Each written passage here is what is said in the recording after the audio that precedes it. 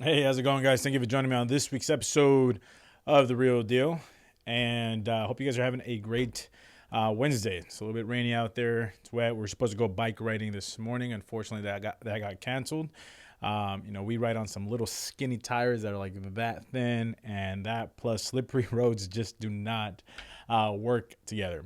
So this video I wanted to make last week, and I thought it was a great video because a lot of times this question comes up. There's clients that will reach out to me and they'll ask if certain items that have disqualified them from renting will disqualify them from purchasing a house. So I said, you know what, let me make a list of items or things that would cause you from disqualifying on a rental to rent an apartment or a house, but won't disqualify you from buying a house. So let's go ahead and start off with numero uno. So this is a very common one, and this is evictions. So a lot of clients that had evictions in the past, for whatever reason, you had a crappy roommate, or at the time you just couldn't pay and you got evicted.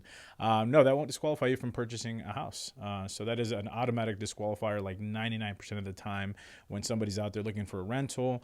A lot of times you're faced with going like through somebody that's charging you like high amount of rent just because you had that eviction.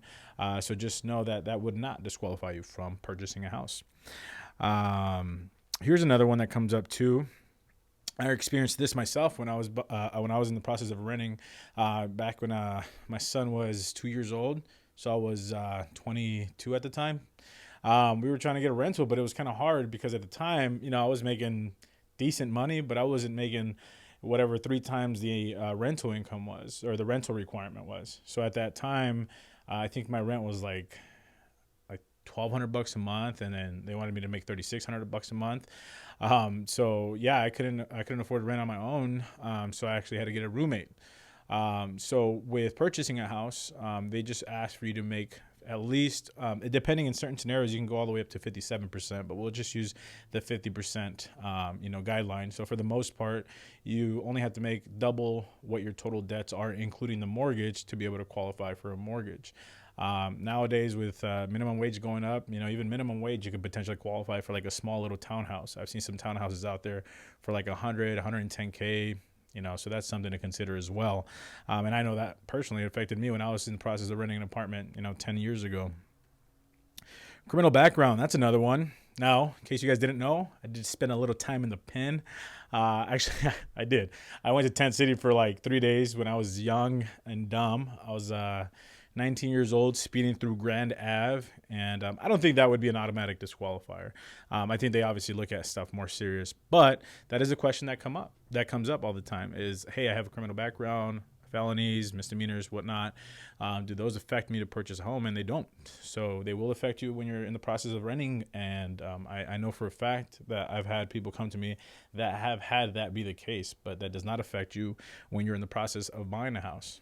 So that's pretty cool there. Collections.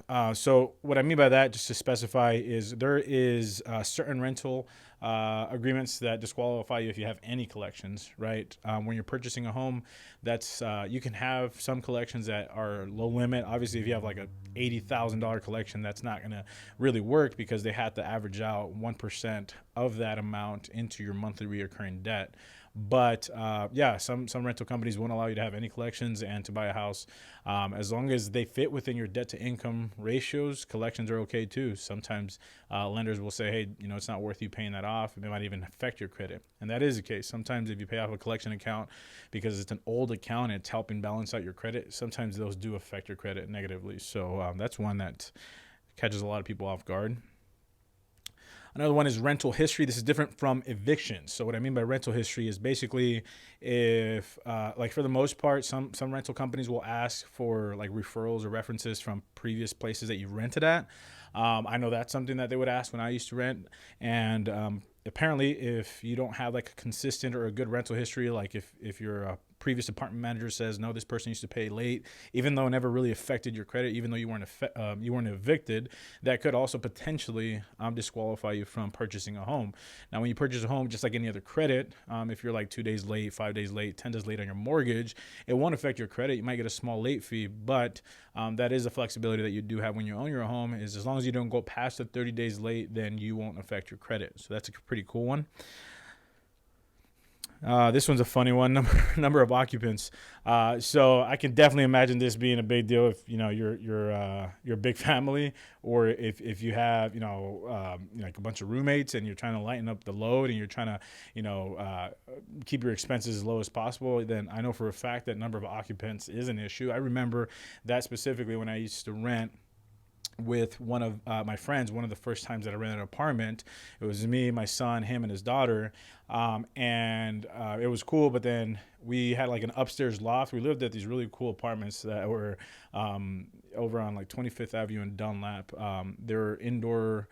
They kind of look like hotel rooms, but so we had our bedrooms downstairs and we had a loft upstairs. So then my friend and I were like, you know what, let's try to get another roommate so that way we can try to lighten our load. And we did that. But the whole time, like he couldn't go to the front office to get like help for anything because he wasn't on the lease. So number of occupants is kind of a big one too. Obviously, if you own your own house, you can put as many people as you want in there. You can rent out every room and the living room if you want to. And this is a big one. This is something that comes up a lot. Dog breeds. Now, if you're buying a house, you can have whatever dog you want in there. You can have whatever animal as long as it's legal. That's why people have, goats and stuff in their backyards. But yeah, dog breeds is a big one. Obviously, the big one is pit bulls. A lot of apartment complexes automatically disqualify that, or they charge you a larger deposit, or they charge you more per rent. It's rare that something like that would come across and affect you when you're buying a house. Some like condos or townhouse, those are different. Those are ran a little bit more like an apartment where, yeah, you might not be able to have that specific dog breed. But when you own your own home, there's no issues there with your dog breed. I mean, so that's a big deal if you're a big animal lover and, you obviously prefer the pit bull breed, which I know a lot of people do because of the bad rep they get.